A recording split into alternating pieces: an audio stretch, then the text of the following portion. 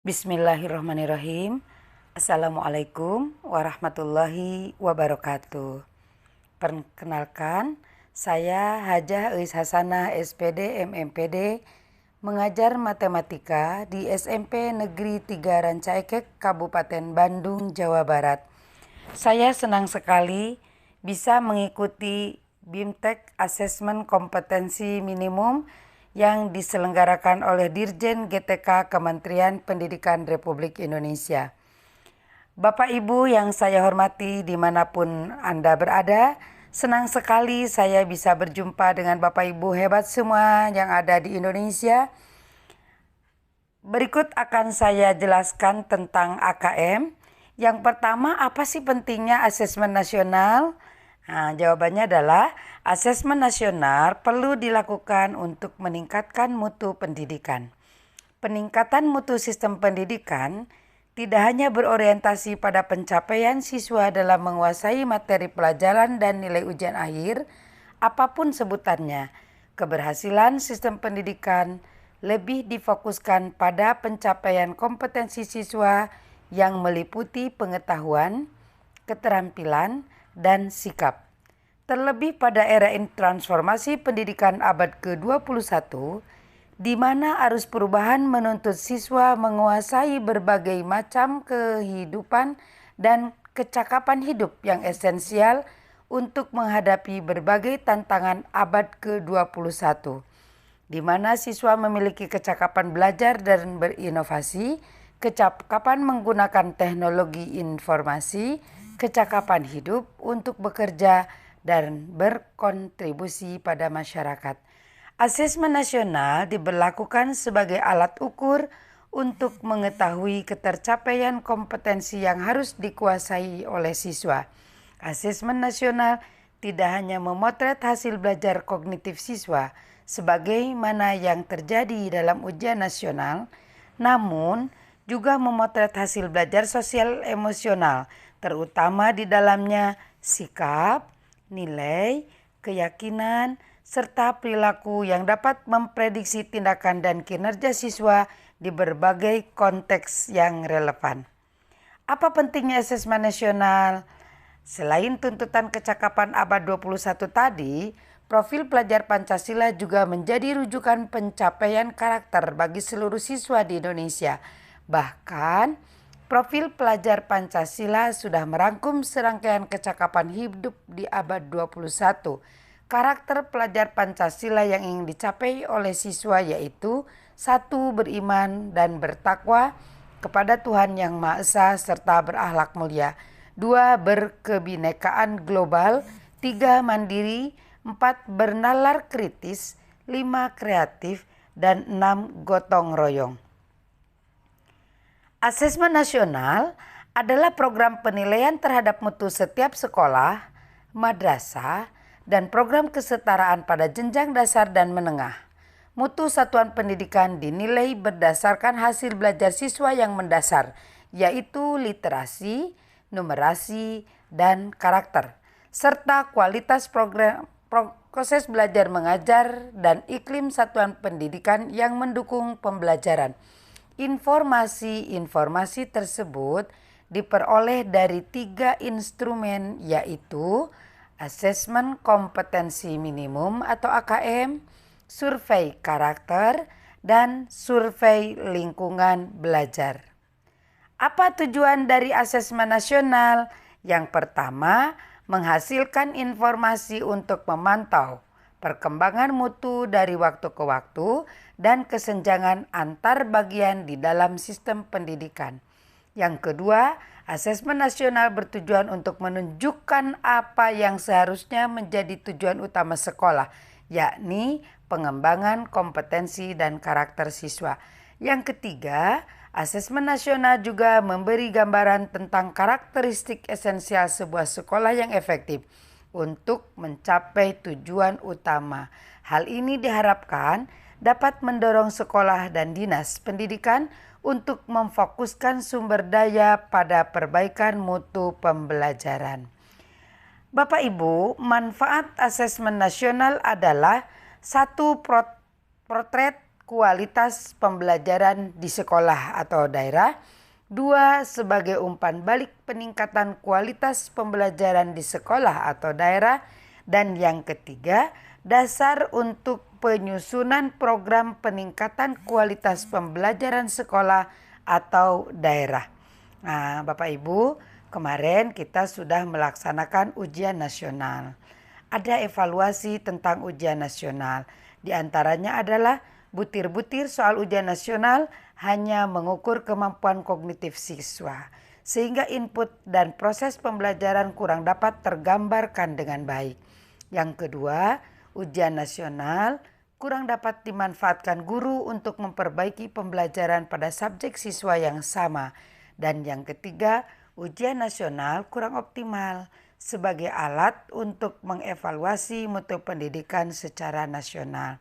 Nah, kita dapat melihat perbandingan asesmen nasional dengan ujian nasional. Yang pertama, kriteria pembandingnya adalah tujuan pelaksanaan. Asesmen nasional bertujuan untuk mengevaluasi mutu terkait sistem satuan pendidikan, sedangkan ujian nasional bertujuan untuk mengevaluasi capaian hasil belajar murid secara individu.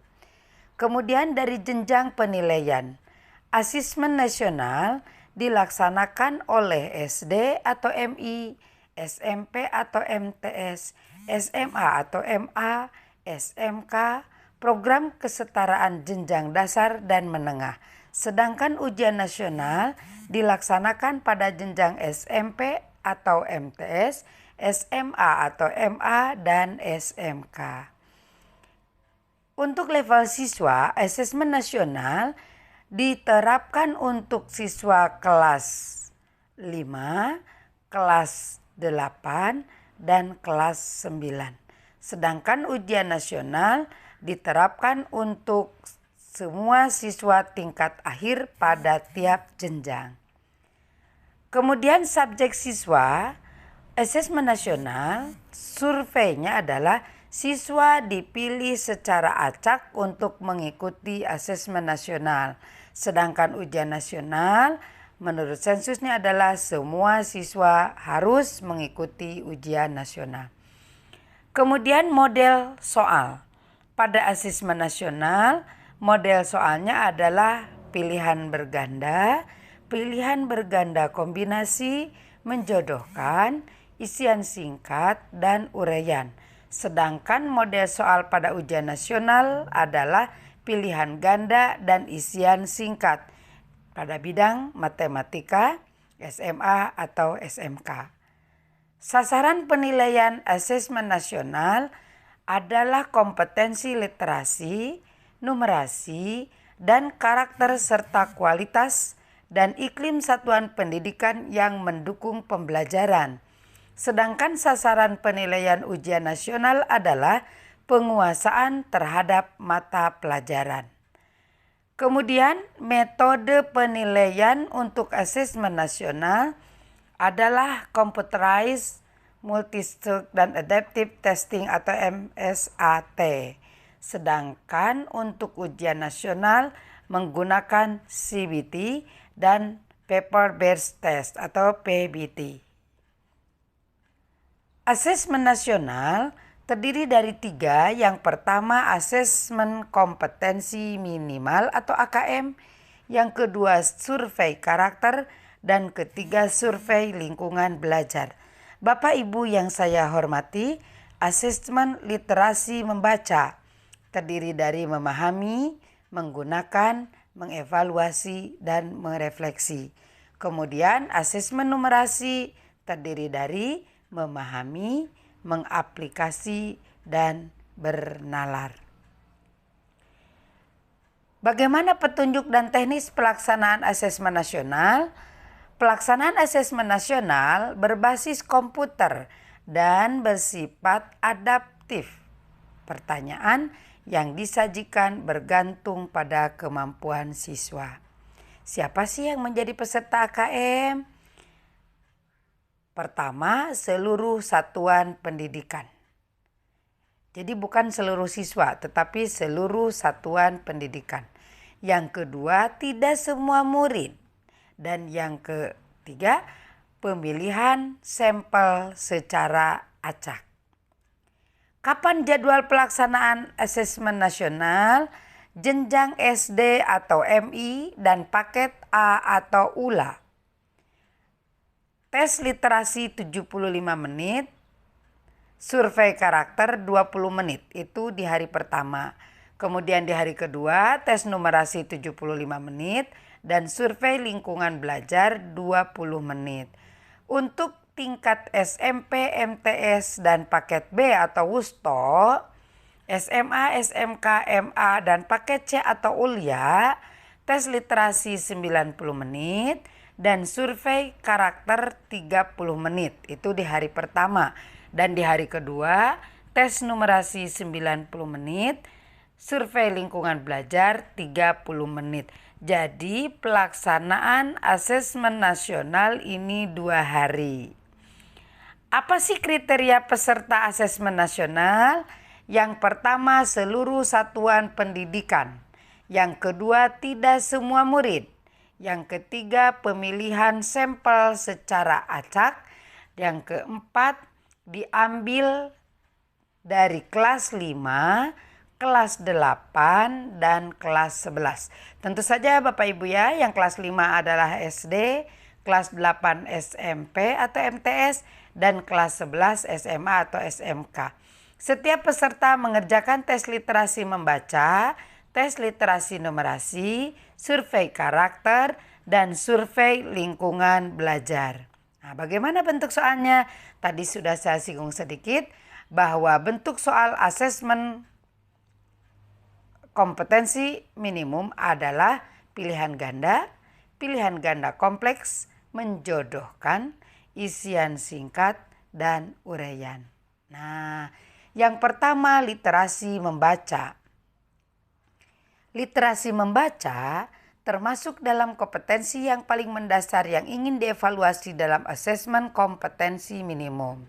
Literasi baca dan tulis adalah pengetahuan dan kecakapan untuk membaca, menulis, mencari, menelusuri, mengolah, dan memahami informasi untuk menganalisis, menanggapi, dan menggunakan teks tertulis untuk mencapai tujuan, mengembangkan pemahaman dan potensi, serta untuk berpartisipasi di lingkungan sosial.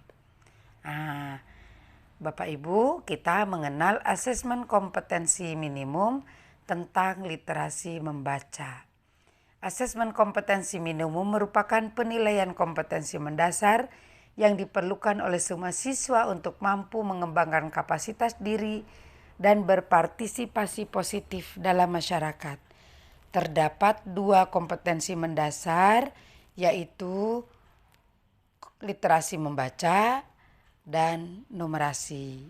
Pada topik ini, Bapak dan Ibu guru akan mempelajari lebih jauh mengenai asesmen literasi membaca yang berlaku untuk asesmen kompetensi minimum yang akan diberikan pada siswa. Dalam penilaiannya, asesmen literasi membaca tidak hanya mengukur topik atau konten tertentu, tetapi berbagai konten, berbagai konteks, dan pada beberapa tingkat proses kognitif. Konten pada literasi membaca menunjukkan jenis teks yang digunakan. Dalam hal ini dibedakan dalam 2 kelompok, yaitu teks informasi dan teks fiksi. Kemudian, tingkat proses kognitif menunjukkan proses berpikir yang dituntut atau diperlukan untuk dapat menyelesaikan masalah atau soal.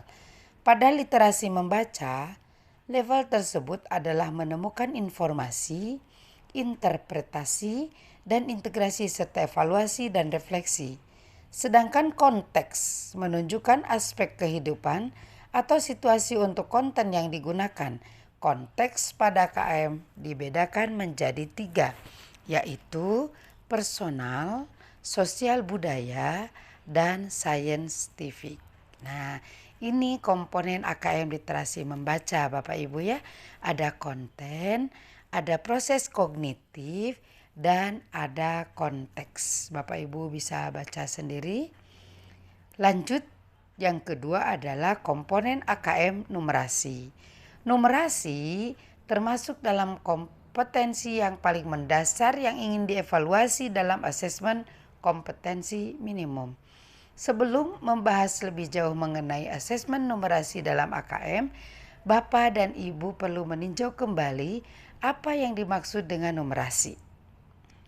Numerasi merupakan suatu kompetensi yang mencakup pengetahuan, keterampilan, perilaku, dan disposisi yang dibutuhkan siswa untuk menggunakan matematika dalam cakupan dan situasi yang lebih luas.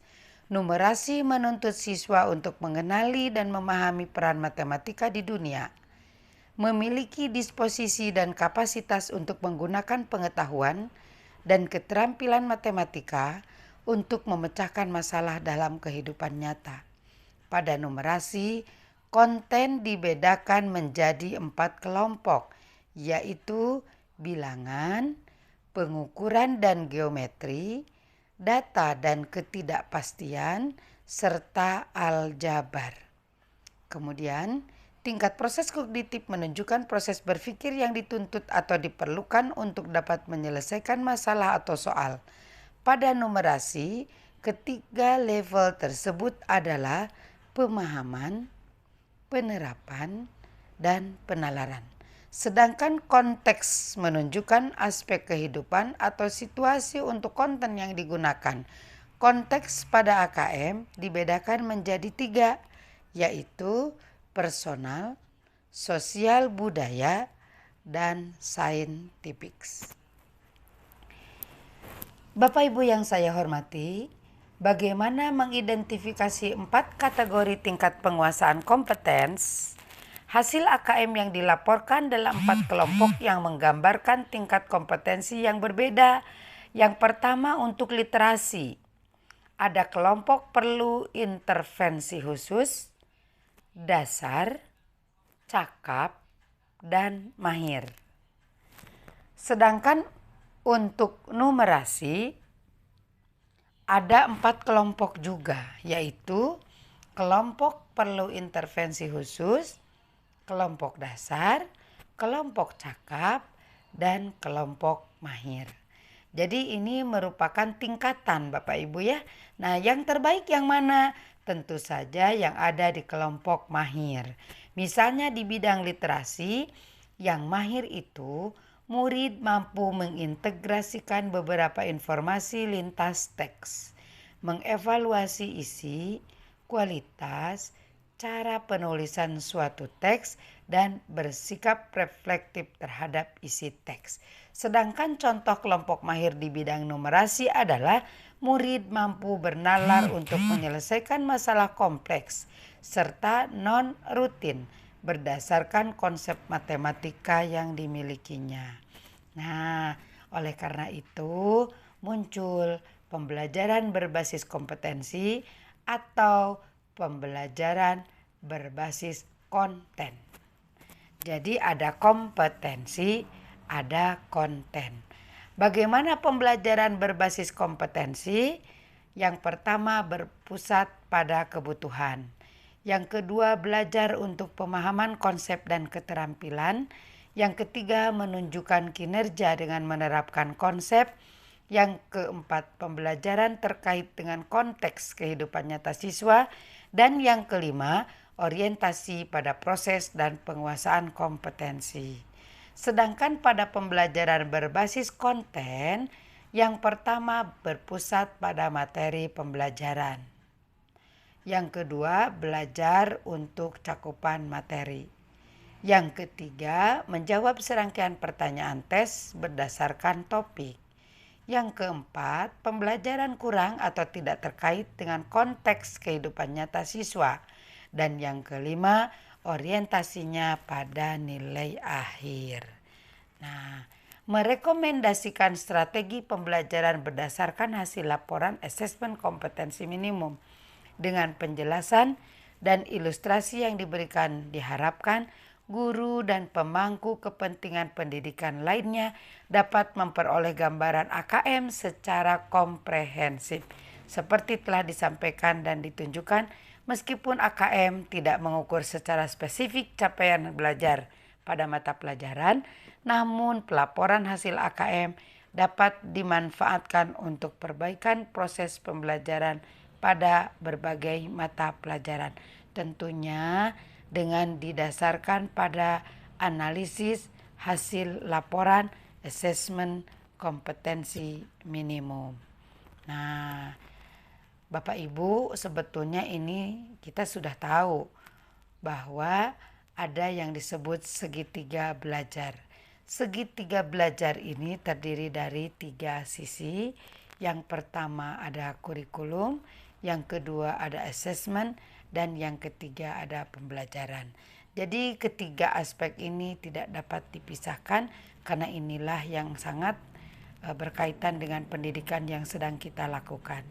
Peran pertama dan utama asesmen harus dilihat sebagai bagian dari proses pembelajaran yang utuh. Kerangka yang sering digunakan adalah segitiga belajar yang mengkaitkan antara asesmen, kurikulum, dan pembelajaran. Segitiga belajar ini membantu kita tidak melihat asesmen, kurikulum, dan pembelajaran sebagai aspek yang berdiri sendiri. Guru dan pemimpin sekolah dapat melakukan penyelarasan antar 3 aspek yang menentukan pengalaman belajar murid.